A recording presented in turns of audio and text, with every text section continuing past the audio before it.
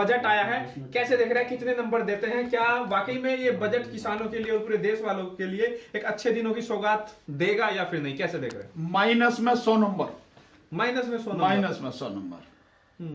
ये वैसा ही है बजट जैसा वो पीछे 20 लाख करोड़ का झुंझुना पकड़ाया था ना, जिसे अभी तक लोग बजा रहे हैं। और मैंने एक अभी सुना उसके विषय में कि रवीश कुमार जी एक बढ़िया बात कह रहे।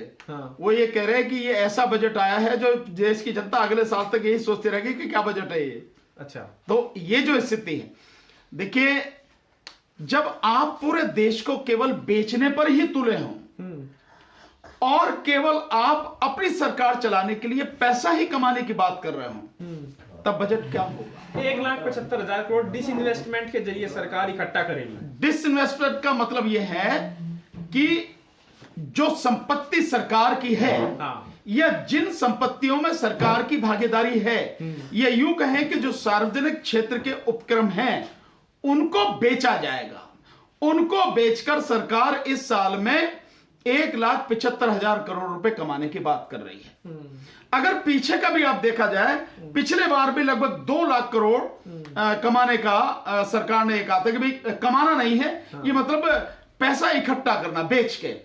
अगर घर को बेच के, मकान को बेच के, दुकान को बेच के, जमीन को बेच के आप इसे पैसा कमाना कह रहे हैं, तो भाई ये तो एक नई मतलब अर्थव्यवस्था है। ये तो मोदी जी कर सकते हैं, बेचने का काम किसी और के बस के तो है नहीं। तो ये तो वही हो गया, घर बेच के घर चलाने वाली बात होगी। हाँ, बिल्कुल सही बात है। तो जब घर बेच के घर चलाओगे तो आप कुछ ही दिनों में सड़क पे आ जाओगे, फिर चिंता करने की कोई जरूरत नहीं। यही से ना, तो होना क्या चाहिए? होना ये चाहिए कि जितने भी हमारे सेक्टर हैं, उन सेक्टर में योजना इस तरह की होनी चाहिए, रणनीति इस तरह की होनी चाहिए कि उत्पादन बढ़े। किसानों के लिए जो भारी भरकम बजट दिया गया है। हाँ बिल्कुल, मैं बता रहा हूं कितना भारी भरकम बजट दिया गया किसानों के लिए। जो बजट दिया गया है वो 1,75,000 करोड़ रुपए, तो उसके लिए दिया 1,72,000 या 75,000 करोड़, 72,000 करोड़ धान के लिए दिया गया है। ठीक है ना जी। और गेहूं वालों के लिए दिया गया है कितना है? 75,000 करोड़ गेहूं वालों के लिए, और 10,500 करोड़ दलहन के लिए दिया गया है। और इन सबसे जबरदस्त एक झुंझुना पकड़ाया गया, 16,50,000 करोड़ खेती के लिए कर्जे की बात की गई है। मतलब कर्जा, सिर्फ इसके अलावा कुछ नहीं है। आप ये बताएंगे, पेट्रोल डीजल पर टैक्स लगाया, किसानों के लिए सेस लगाया है। बिल्कुल। और जैसे सेस पहले चुरा के सरकार बैठी है खा गई, जिसमें 1,74,000 करोड़ का अब तक पता नहीं है। जो 2017 से सेस इकट्ठा किया था मोदी सरकार ने, उसमें से 1,74,000 करोड़ रुपए सेस के थे, उनका पता नहीं है कहां गए। तो ऐसे ही अभी ये जो सेस लगाया गया है, इसका अल्टीमेटली जो है, जो बोझ पड़ेगा किस पे पड़ेगा? आम जनता पर। सरकार ने मना किया, वो कह रहे हैं हम बाकी टैक्स कम कर देंगे। किसका टैक्स कर देंगे? आप बताइए। जब सेस पर टैक्स लगा रहे हैं तो आप इसको समझो कि कैसे टैक्स लगेगा, आप इसको समझने की जरूरत है। जो खेती में इस्तेमाल होता है 28% के लगभग डीजल वो खेती में इस्तेमाल होता है, चाहे ट्रैक्टर में, चाहे जो पानी निकालने के पंप सेट में।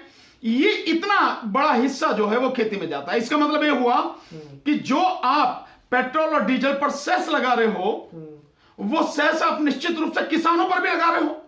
लगेगा कि नहीं लगेगा? जब किसान इतनी बड़ी, लगभग 1/3 डीजल खेती में इस्तेमाल होता है, तो उस पर आप सेस लगा रहे हो, मतलब आप किसानों पर सेस लगा रहे हो। और उसका ये नहीं पता लगेगा जब सेस इकट्ठा होकर आएगा कि वो सेस कहां गया, किस काम में आया, क्या किसानों के भले के काम में आया? नहीं आया। हां, ये तो मानते, ये तो किसानों के लिए होता कि ये सरकार डीजल पर, पेट्रोल पर जितनी एक्साइज ड्यूटी लेके पैसा कमा रही है, उसमें से एक हिस्सा होता कि इसमें से 5%, 10%, 15%, 20% जो आ रही है कमाई, वो किसानों की भलाई के लिए होगी। ये तो समझ में आता था, लेकिन सेस लगा दे रहे हैं। क्या किया? जो बाकी जो पहले से जो टैक्स लग रहे हैं उसको कम करके और सेस अलग से बढ़ा दे, तो बात तो वहीं की वहीं रहेगी। वो फिर बिल्कुल तो सेस जोड़ने का मतलब ही क्या है? नहीं, इसका मतलब मैं वही तो बात कर रहा हूं। ये सिर्फ जो आंकड़े हैं या जो ये कागजी कार्रवाई है या कागजी बाजीगरी है, ये उसी का नतीजा है और कुछ नहीं है। तो सरकार आपको दे कुछ नहीं, और ये सरकार तो दे भी कुछ नहीं सकती, अब इसके पास बचा भी कुछ नहीं है, और जो भी कुछ है केवल और केवल लगातार लूटने की। आप इससे अंदाजा लगाइए अरुण जी, जैसे मैंने अभी आपको बताया कि 28% डीजल का इस्तेमाल उसमें होता है। मैं अभी अपनी गाड़ी में डीजल भरा के आ रहा हूं, 76 रुपए 50 पैसे लीटर डीजल, 76 रुपए 50 पैसे लीटर। अब आप लगाइए कि महंगाई का क्या हाल है। राजस्थान में तो पेट्रोल 97 रुपए लीटर तक पहुंच गया है। बहुत बढ़िया। तो इसका मतलब यह हुआ कि सेंचुरी अभी 2-4 दिन में ही सेंचुरी बढ़ जाएगी। इतनी महंगाई करने के बाद इस तरह से जो सरकार आम जनता को, लोगों को लूट रही है, साथ में किसानों को जो लूट रही है, वो सरकार किसानों का भला कर सकती है किसी कीमत पर भी नहीं। और ये जो 16,50,000 करोड़, आप देखिए कि इसका बड़ा जबरदस्त प्रचार होगा भी। और ये जो दिया गया है कि धान के लिए 1,72,000 करोड़, और विशेष रूप से इसमें कहा जाएगा कि धान जो सारा हम खरीद रहे हैं वो खरीद रहे हैं पंजाब से, तो पंजाब के लोगों को फायदा। ये एक माहौल बनाने की कोशिश की जाएगी, ये एक प्रचार किया जाएगा जो इनका गोदी मीडिया उसके माध्यम से कि इतना दे दिया, इतना दे दिया। हकीकत यह है कि दिया कुछ नहीं है, केवल कागजों की, आंकड़ों की हेराफेरी और कुछ नहीं है। सर मोदी जी तो कह रहे हैं इससे बहुत अच्छे दिन आएंगे इस बजट से। भैया मोदी जी से कोई इस्तीफा देके घर बैठो, हमारे तो बुरे ही दिन ठीक है, हमें ना चाहिए आपके अच्छे दिन। वह बहुत अच्छे दिन देख लिए, देश इससे ज्यादा अच्छे दिन देखेगा तो मैं समझता हूं कोई जिंदा नहीं रहेगा। ये सब जो सबकी जो है सब समापन हो जाएगा। जिस जगह पर चुनाव हो रहा है, बंगाल, केरल और बाकी जिन राज्यों में चुनाव हो रहा है, वहां पर सरकार ने बड़ा बजट दिया है और वहां पे हाईवे बना रही है सरकार, भारी भरकम बड़े बड़े। और जो बजट जो हाईवे बना रही है उसके बाद क्या करेगी आपको मालूम है? इस बजट में हाईवे का क्या हाल है? जो हाईवे है 6,000 किलोमीटर का जो हाईवे है उसको मोनेटाइज किया जा रहा। मोनेटाइज का मतलब आप समझ रहे हैं? इसका मतलब यह है कि सरकार उन सड़कों से पैसा कमाएगी। और सड़कों से पैसा कैसे कमाया जाता, आप इसके जानने तरीके क्या है?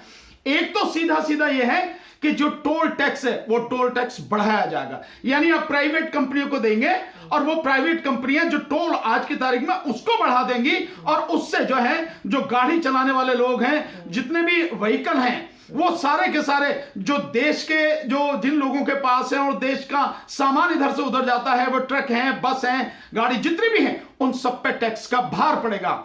अब उन पे भार पड़ेगा तो निश्चित रूप से महंगाई बढ़ेगी, होगी नहीं होगी? दूसरा एक तरीका है कि जो रोड साइड में या रोड के बीच में आप एडवर्टाइजमेंट के लिए वो लगा देते हैं, उनसे आप पैसा कमाएंगे। मतलब यह है कि सड़कों को पहले ही आप उनसे अंधाधुंध पैसा कमा रहे हैं, अब और ज्यादा उनसे पैसा कमाएंगे। और ये भार किस पे पड़ेगा? ये अल्टीमेटली भार जनता पर पड़ेगा, किसी और पर नहीं पड़ेगा। होगा सरकार के खाते में, सरकार के पास पैसा आएगा। सरकार सैनिक स्कूल बना रही है 100। तो ये जो सैनिक स्कूल बनाए जा रहे हैं, मैं आपको बता दे रहा हूं, वैसे तो मुझे नहीं लगता कि एक भी स्कूल सरकार बनाने की स्थिति में है। फिर भी अगर ये सैनिक स्कूल बनाए जा रहे हैं तो इसका केवल और केवल दो में से एक तरीका हो सकता है। या तो जो सैनिक स्कूल बन रहे हैं या हैं बने हुए, उनको इसी में ऐड कर दिया जाए, जैसे सरकार पहले ये करती रही है। अगर आपने देखा होगा, इस बीजेपी सरकार ने पहले ये किया कि जो नेशनल हाईवे बनाए गए और उसके साथ में जो स्टेट्स ने हाईवे बनाए, उनको जोड़ के उसकी लंबाई बढ़ा दी गई कि हमने इतना लंबा चौड़ा नेशनल हाईवे बना दिया गया। ये सरकार की बाजीगरी है। ठीक इसी तरह से इनमें भी करेगी। और अगर नहीं हुआ तो इसका जो दूसरा मुझे शक लगता है, जो करने की बात कर रहे हैं, इनमें जो आरएसएस है उसके माध्यम से ये अब ऐसे ट्रेंड करने की कोशिश की जाएगी। यही इसके अलावा हो सकता है, और कोई मुझे नहीं लगता कि कोई और कारण हो सकता है। उसमें प्राइवेटाइजेशन की क्या जरूरत है? नहीं, प्राइवेट की तो आपको किसी में जरूरत नहीं है।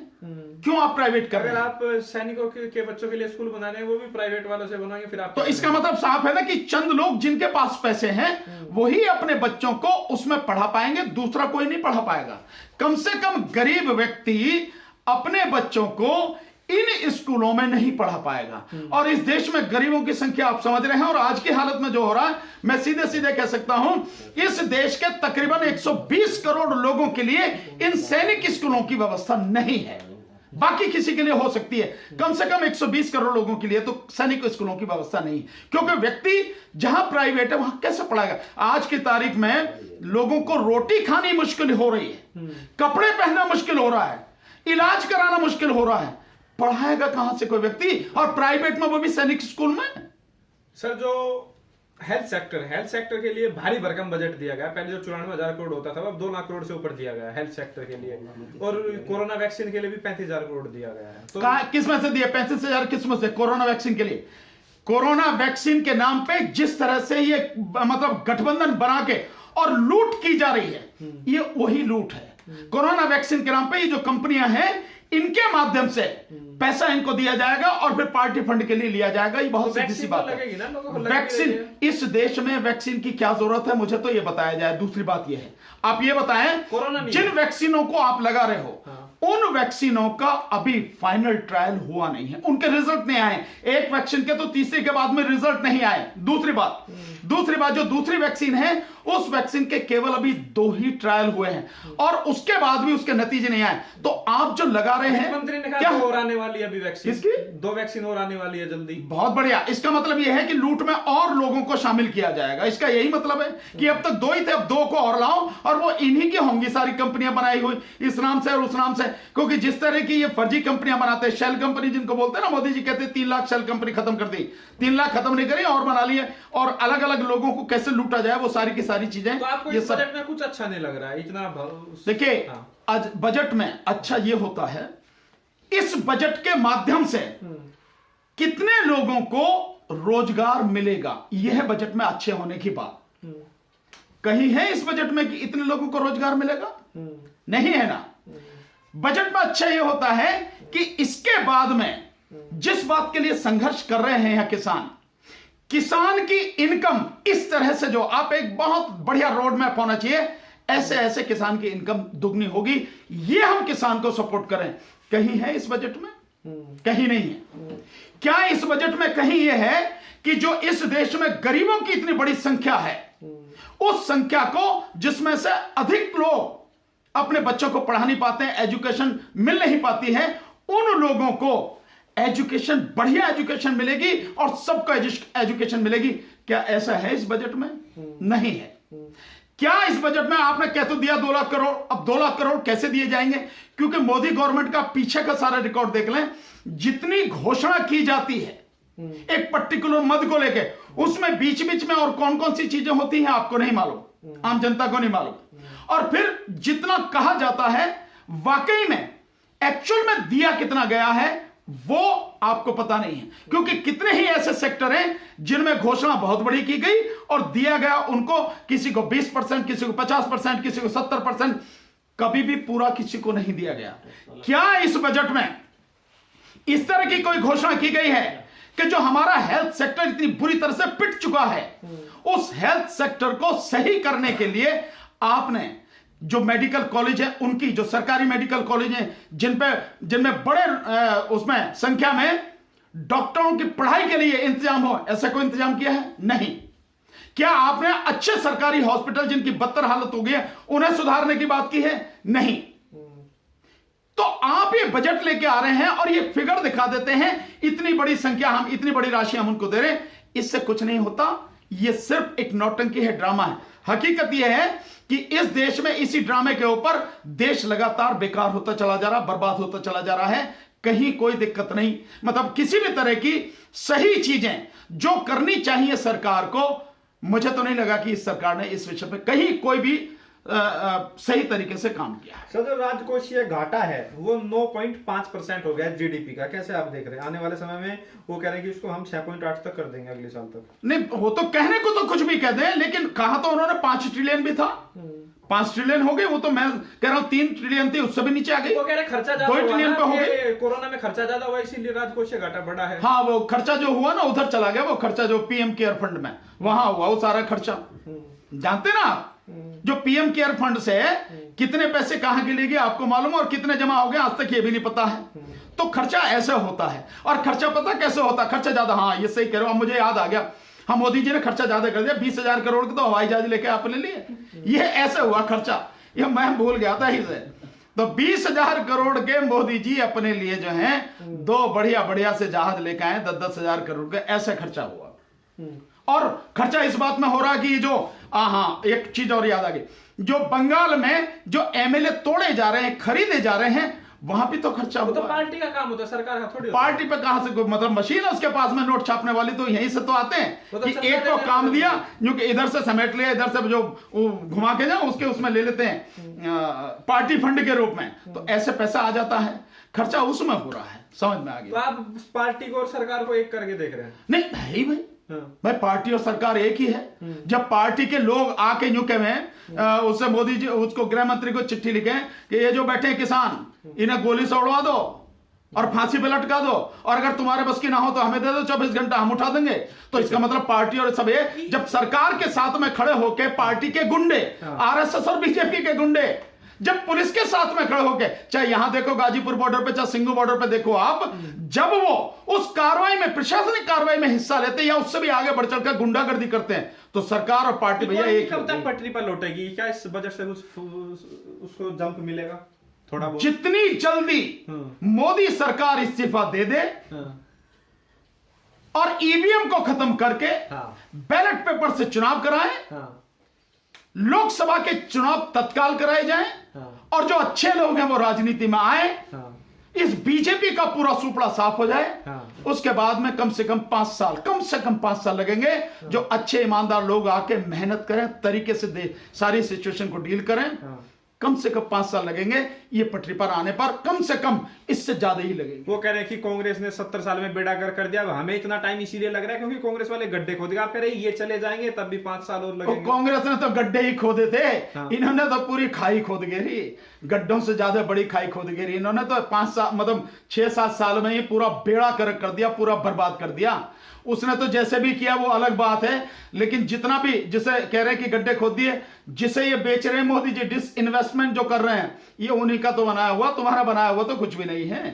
तो ये सारी की चीज देखिए, सरकार को जिस तरह से काम करना चाहिए, दुर्भाग्य से ये सरकार उस तरह से कोई काम नहीं कर रही। सर, जो LIC है, जो बीमा कंपनी होती है, उसके पास इतना पैसा होता है सरकार को कभी भी कोई दिक्कत हो तो उसको सहयोग करे, उसको थोड़ा पुश कर सके, लेकिन अब की बात जो है उसी को बेच दे रहा है। क्या इतनी बड़ी तंगी है, उसको बेचना ही पड़ रहा है? देखिए, जब उत्पादन पूरी तरह से ठप है और आप केवल खेती से ही, खेती में ही जो उत्पादन हो रहा है उसी का उत्पादन बढ़ा है, बाकी कुछ नहीं।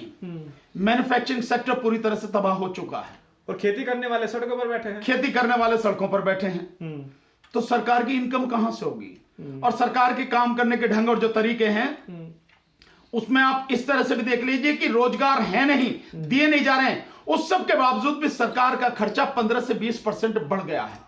आप बताएं तो कैसे जो है, क्या माना जाए इसको? माना जाए कि सरकार या तो उसके चलाने के तरीके उसे समझ ही नहीं आते हैं, इतनी समझ ही नहीं है उसमें, और या ये माना जाए कि जिस उद्देश्य के लिए वो कर रहे हैं उन्होंने सोच रखा है कि पूरी तरह से तबाह कर दो देश को।